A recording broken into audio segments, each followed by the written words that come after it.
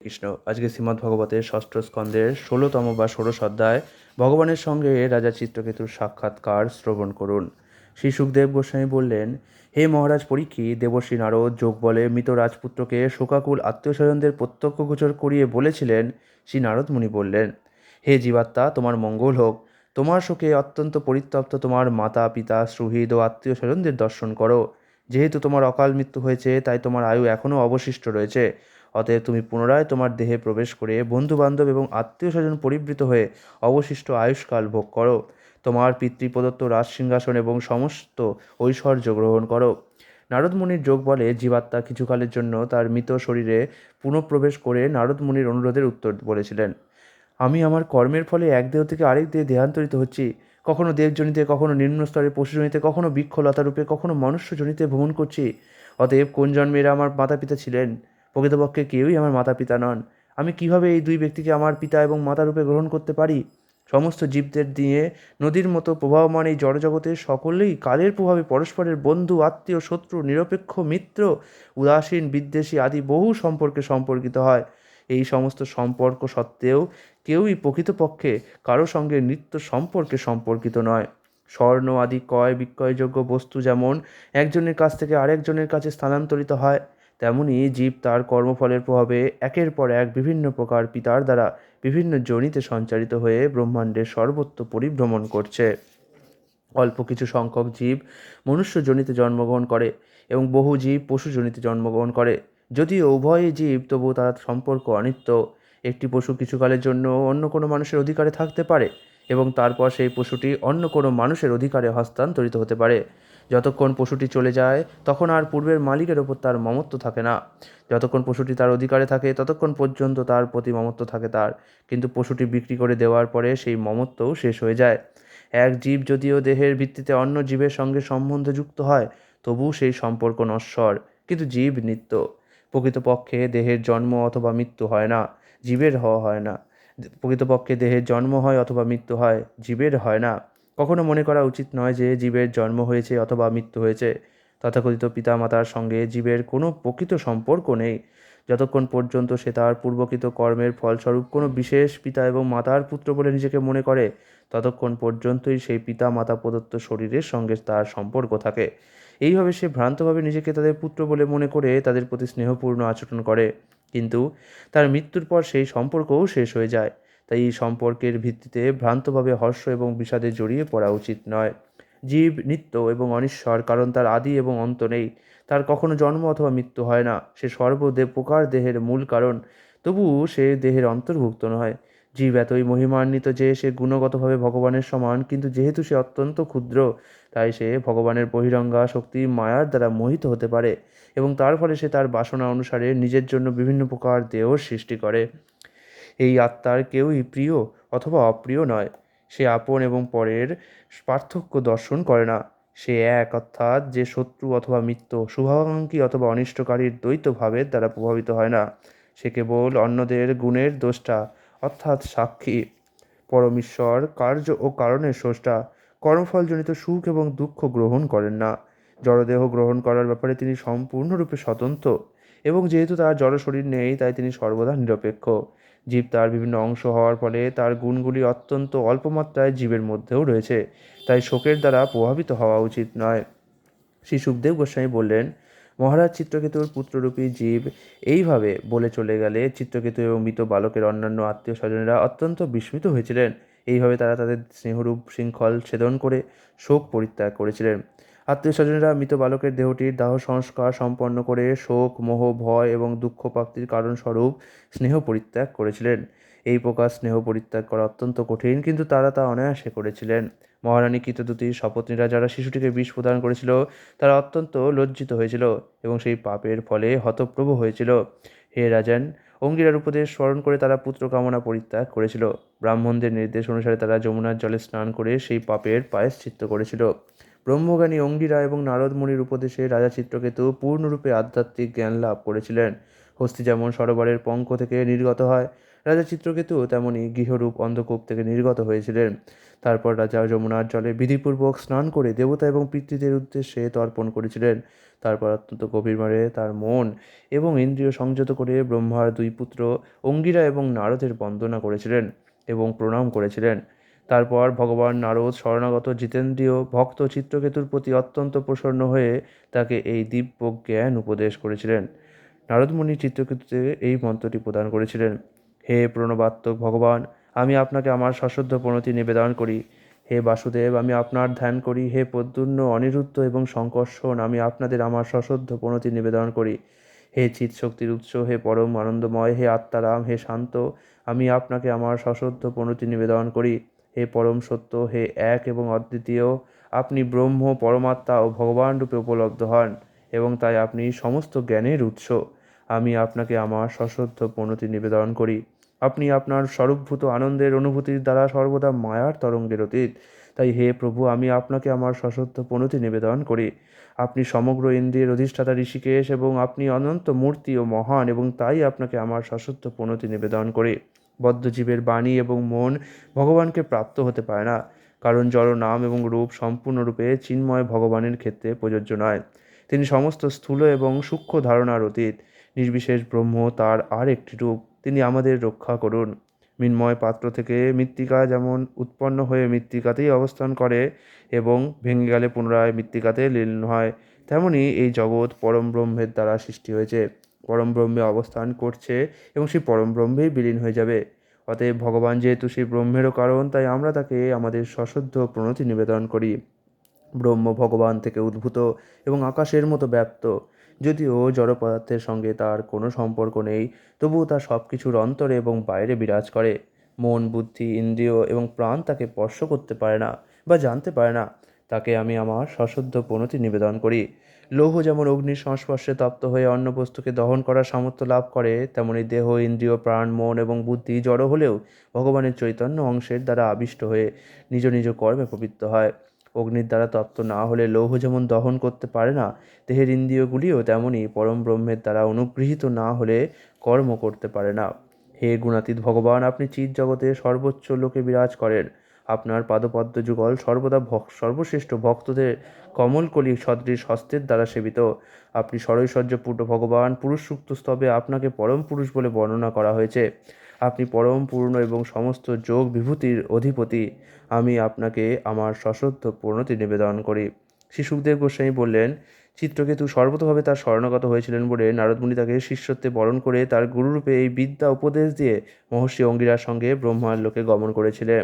চিত্রকেতু কেবল জলপান করে অতি সাবধানতা সহকারে নারদমুনির দেওয়া সেই মন্ত্র 1 সপ্তাহ ধরে জপ করেছিলেন।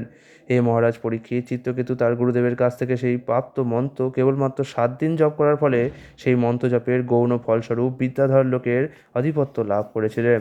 তারপর কয়েকদিনের মধ্যে সেই মন্ত্র সাধনের ফলে চিত্রকেতুর মন দিব্য জ্ঞানের প্রভাবে প্রদীপ্ত হয়েছিল এবং তিনি দেবদেব অনন্তদেবের শ্রী পাদপদ্মে আশ্রয় লাভ করেছিলেন। ভগবান অনন্তদেবের অনন্ত শেষের শ্রী পাদপদ্মের আশ্রয়ে উপনীত হয়ে চিত্রকেতু দেখেছিলেন যে তার অঙ্গকান্তি শ্বেত পদ্মের মতো শুভ্র। তিনি নীলাম্বর পরিহিত এবং অতি উজ্জ্বল মুকুট, কেউর, কটিসূত্র এবং কঙ্কণে সুশোভিত। তার মুখমণ্ডল প্রসন্ন হাসিতে উদ্ভাসিত এবং তার নয়ন অরুণ বর্ণ। তিনি সনৎকুমার আদি মুক্ত পুরুষ দ্বারা পরিবৃত। ভগবানকে দর্শন করা মাত্রই মহারাজ চিত্রকেতুর সমস্ত পাপ বিধৌত হয়েছিল এবং তার অন্তঃকরণ নির্মল হওয়ার ফলে তিনি তার স্বরূপগত কৃষ্ণ ভক্তি প্রাপ্ত হয়েছিলেন।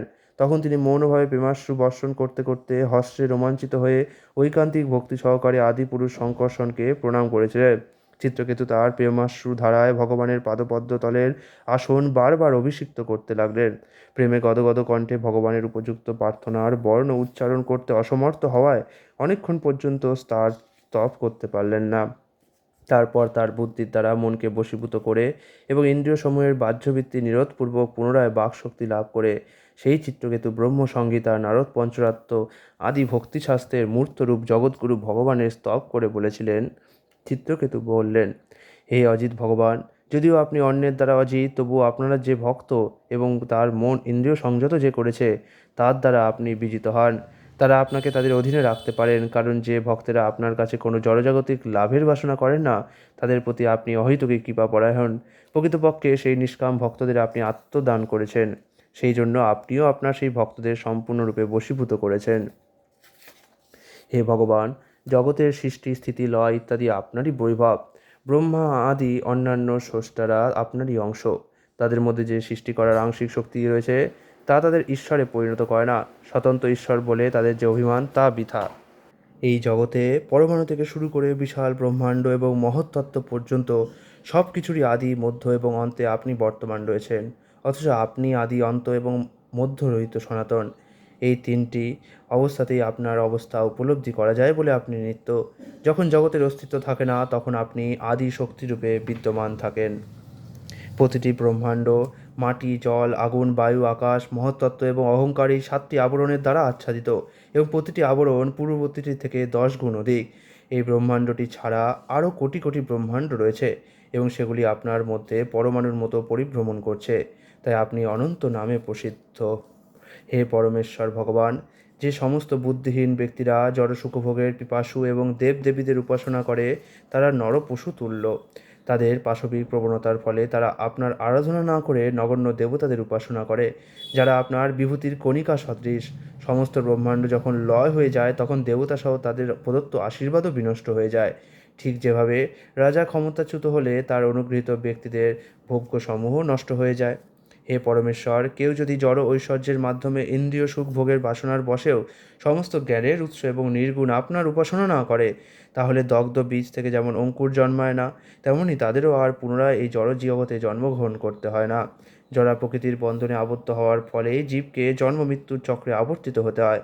কিন্তু আপনি যেহেতু জড়া প্রকৃতির অতীত, তাই যে নির্গুণ স্তরে আপনার সঙ্গ করে সেও জড়া প্রকৃতির বন্ধন থেকে মুক্ত হয়। হে অজিত, আপনি যখন আপনার শ্রীপাদপদ্মের আশ্রয় লাভের পন্থাস্বরূপ নিষ্কলুষ ভগবত ধর্ম বলেছিলেন তখন আপনার বিজয় হয়েছিল। চতুষ্ছন্দের মতো জড় বাসনাযুক্ত আত্মারামেরাও জড় কলুষ থেকে মুক্ত হওয়ার জন্য আপনার আরাধনা করেন, অর্থাৎ আপনার শ্রীপাদপদ্মের আশ্রয় লাভের জন্য তারা ভাগবত ধর্মের পন্থা অবলম্বন করেন। ভাগবত ধর্ম ব্যতীত অন্য সমস্ত ধর্ম বিরুদ্ধ ভাবনায় পূর্ণ হওয়ার ফলে সকাম কর্ম এবং তুমি ও আমি, তোমার ও আমার এই প্রকার বিরুদ্ধ ধারণা সমন্বিত। শ্রীমদ্ ভাগবতের অনুগামীদের এই প্রকার বিষম বুদ্ধি নেই। তারা সকলেই কৃষ্ণ ভাবনাময় এবং তারা সব সময় মনে করে যে তারা শ্রীকৃষ্ণের এবং শ্রীকৃষ্ণ তাদের। যে সমস্ত নিম্নস্তরের ধর্ম শত্রু সংহার এবং যোগ শক্তির লাভের জন্য সাধিত হয় তা কাম এবং বিদ্বেষে পূর্ণ হওয়ার ফলে অশুদ্ধ এবং নশ্বর। যেহেতু সেগুলি হিংসাপরায়ণ তাই সেগুলি অধর্মে পূর্ণ। যে ধর্ম নিজের প্রতি এবং অন্যের প্রতি বিদ্বেষ সৃষ্টি করে সেই ধর্ম কীভাবে নিজের জন্যে অথবা অন্যের জন্য মঙ্গলজনক হতে পারে? এই প্রকার ধর্ম অনুশীলন করার ফলে কি কল্যাণ হতে পারে? তার ফলে কি কখনো কোনো লাভ হতে পারে? আত্মদ্বয়ী হয়ে নিজের আত্মাকে কষ্ট দিয়ে এবং অন্যদের কষ্ট দিয়ে তারা আপনার ক্রোধ উৎপাদন করে এবং অধর্ম আচরণ করে। হে ভগবান, আপনার যে দৃষ্টিভঙ্গি অনুসারে শ্রীমদ্ ভাগবত এবং ভগবদ্গীতায় মানুষের ধর্ম উপদিষ্ট রয়েছে, সেই দৃষ্টি কখনো জীবনের চরম উদ্দেশ্য থেকে বিচলিত হয় না। যারা আপনার পরিচালনায় সেই ধর্ম অনুশীলন করেন তারা স্থাবর এবং জঙ্গম সমস্ত জীবের প্রতি সমদৃষ্টি সম্পন্ন এবং তারা কখনো উচ্চ নীচ বিচার করেন না। তাদেরই বলা হয় আর্য। এই প্রকার শ্রেষ্ঠ ব্যক্তিরা পরমেশ্বর ভগবান আপনারই আরাধনা করেন। হে ভগবান, আপনার দর্শনে যে মানুষ অখিল পাপ নাশ হয় তা অসম্ভব নয়। আপনার দর্শনের কি কথা? কেবল একবার মাত্র আপনার পবিত্র নাম শ্রবণ করলে সবচাইতে নিষ্কৃষ্ট চণ্ডাল পর্যন্ত জড়জগতের সমস্ত কলুষ থেকে মুক্ত হয়। অতএব আপনাকে দর্শন করে কে না জড়জগতের কলুষ থেকে মুক্ত হবে? অতএব হে ভগবান, আপনাকে দর্শন করি আমার অন্তরে সমস্ত পাপ এবং তার ফলস্বরূপ জড় আসক্তি ও কাম বাসনা অপসারিত হয়েছে। আপনার ভক্ত দেবশ্রী নারদ যা বলেছিলেন তার কখনো অন্যতা হতে পারে না, অর্থাৎ তার শিক্ষার ফলেই আমি আপনার দর্শন পেলাম। হে অনন্ত, এই সংসারে জীবেরা যা আচরণ করে তা আপনার সুবিদিত, কারণ আপনি পরমাত্মা। সূর্যের উপস্থিতিতে জোনাকি পোকা যেমন কিছুই প্রকাশ করতে পারে না, তেমনি আপনি যেহেতু সব কিছুই জানেন তাই আপনার উপস্থিতিতে আমার পক্ষে জানাবার মতো কিছুই নেই। হে ভগবান, আপনি সমস্ত জগতের সৃষ্টি, স্থিতি এবং প্রলয়ের কর্তা, কিন্তু যারা অত্যন্ত বিষয়াসক্ত এবং সর্বদা ভেদ সৃষ্টি সম্বন্ধিত, আপনাকে দর্শন করার চক্ষু তাদের নেই। তারা আপনার প্রকৃত তত্ত্ব অবগত হতে পারে না এবং তাই তারা মনে করে যে এই জড়জগৎ আপনার ঐশ্বর্য থেকে স্বতন্ত্র। হে ভগবান, আপনি পরম পবিত্র এবং সরৈশ্বর্যপূর্ণ, তাই আমি আপনাকে আমার সশ্রদ্ধ প্রণতি নিবেদন করি। হে ভগবান, আপনি চেষ্টাযুক্ত হলে তারপর ব্রহ্মা, ইন্দ্র আদি জড়জগতের অন্যান্য অধ্যক্ষেরা তাদের নিজ নিজ কার্যে যুক্ত হয়।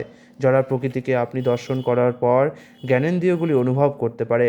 আপনার শিরদেশে সমস্ত ব্রহ্মাণ্ড সর্ষপের মতো বিরাজ করে। সেই সহস্র শিষ্য ভগবান আপনাকে আমি আমার সশ্রদ্ধ প্রণতি নিবেদন করি।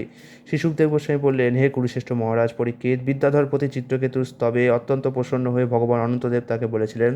ভগবান অনন্তদেব বলে, হে রাজন, দেবর্ষি নারদ এবং অঙ্গিরা তোমাকে আমার সম্বন্ধে যে তত্ত্বজ্ঞান উপদেশ দিয়েছেন সেই দিব্য জ্ঞানের ফলে এবং আমার দর্শন প্রভাবে তুমি সম্পূর্ণরূপে সিদ্ধ হয়েছ। স্থাবর এবং জঙ্গম সমস্ত জীবই আমার প্রকাশ এবং তারা আমার থেকে ভিন্ন।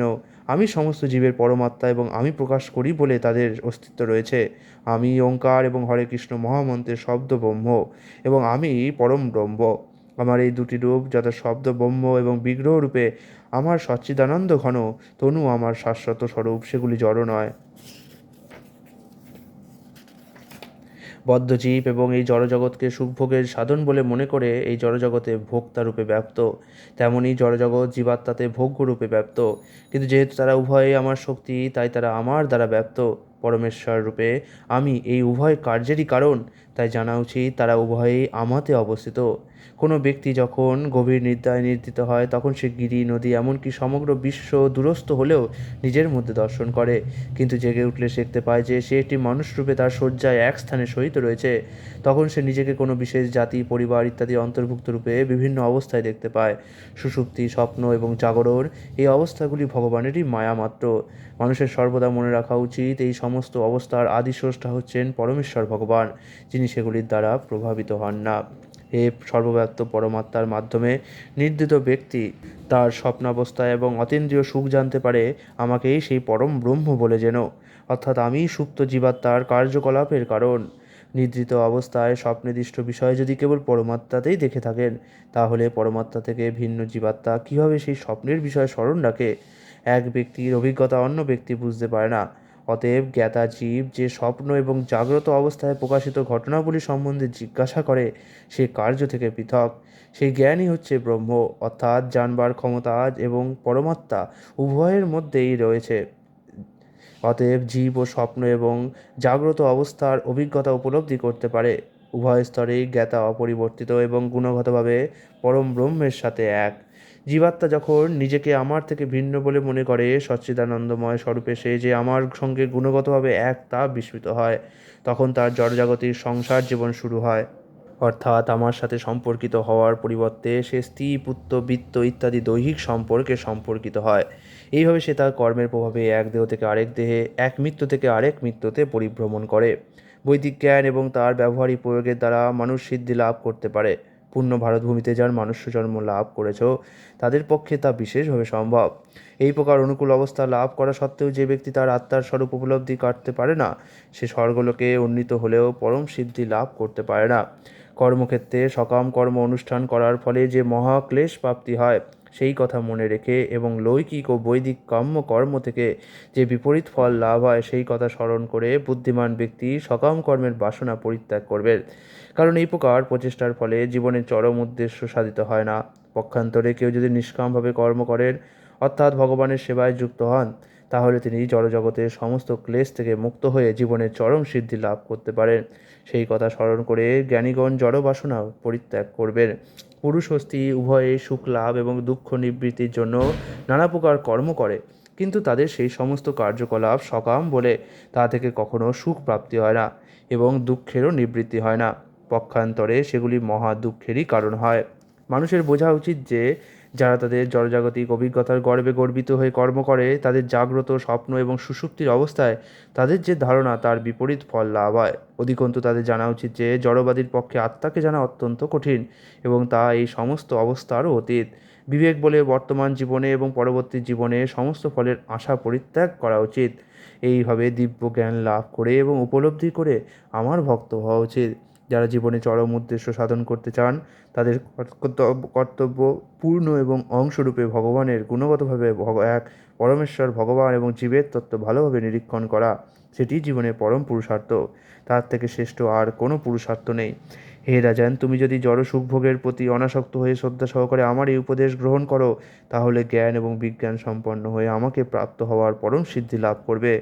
শ্রী শুকদেব গোস্বামী বললেন, ভগবান জগৎগুরু বিশ্বাত্মা সংকর্ষণ এইভাবে চিত্রকেতুকে সিদ্ধিলাভের আশ্বাস প্রদান করে তার সমক্ষেই সেখান থেকে অন্তর্হিত হলেন। এটি শ্রীমদ্ভগবতের ষষ্ঠ স্কন্ধের ভগবানের সঙ্গে রাজা চিত্রকেতুর সাক্ষাৎকার নামক ষোড়শ অধ্যায়ের ভক্তিবেদান্ত তাৎপর্য অনুবাদ সম্পূর্ণ হল। হরে কৃষ্ণ।